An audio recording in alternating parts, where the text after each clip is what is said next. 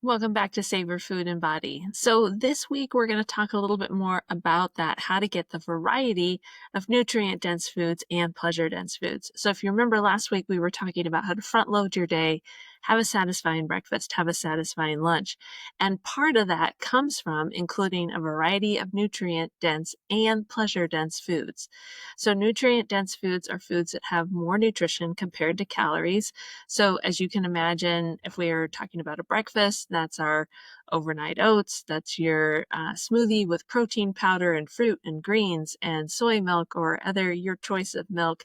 It's having a piece of toast with whole grain toast with peanut butter on it and banana or apple.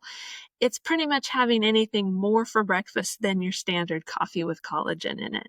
Same thing with lunch. So having a variety of nutrient-dense foods includes, sure, you might have a salad for lunch, but you're also going to include some main character protein, some chicken or some fish or some baked tofu, maybe some hemp seeds, and some supporting characters. Those are also nutrient dense and helping you meet your fiber goals. So that could be beans and lentils, it could be whole grains or whole grain crackers or croutons, as well as a variety of veggies.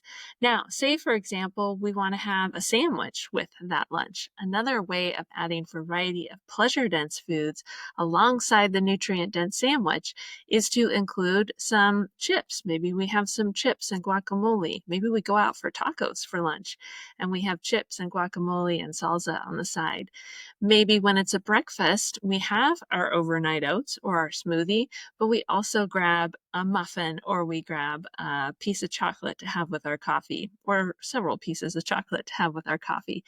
Those are examples of including the nutrient-dense foods and the pleasure-dense foods, and both need to be on your plate as often as possible in order to reduce that 4 p.m. mindless snack cravings or even the 9 p.m. Comfort eating with Netflix as you're winding down for the evening time. When you include both nutrient-dense and pleasure-dense foods, and you have an expansive mindset around, gosh, what can I add to my meals to make these more satisfying? You are less likely to eat more later in the day. And for most of the women that I work with, that more in the latter part of the day, that's more likely contributing to weight concerns than what you ate for breakfast or what you ate for lunch. So, while we are not here to talk about strategies to be losing weight, but I also find for people when they are satisfied with their meals and snacks earlier in the day, because they've had both a variety of pleasure-dense foods and nutrient-dense foods, they're more likely to have more energy throughout the day, less brain fog. They're more likely to sleep better at night. Maybe they're able to get a workout in or do some fun activity in the early evening between work and coming home and spending time with their family, whatever that is, tend to feel more grounded and tend to feel more relaxed, independent of the hormonal shit show that is going on behind the scenes with perimenopause and menopause. So your tip to practice today, again, for getting back on track with intuitive eating as we move into the fall time, is to focus on including a variety of nutrient-dense foods and pleasure-dense foods. Don't leave those pleasure-dense foods out, no matter how many you've had over the summertime, or if you felt like you felt out of control with them over the summertime. Keep going.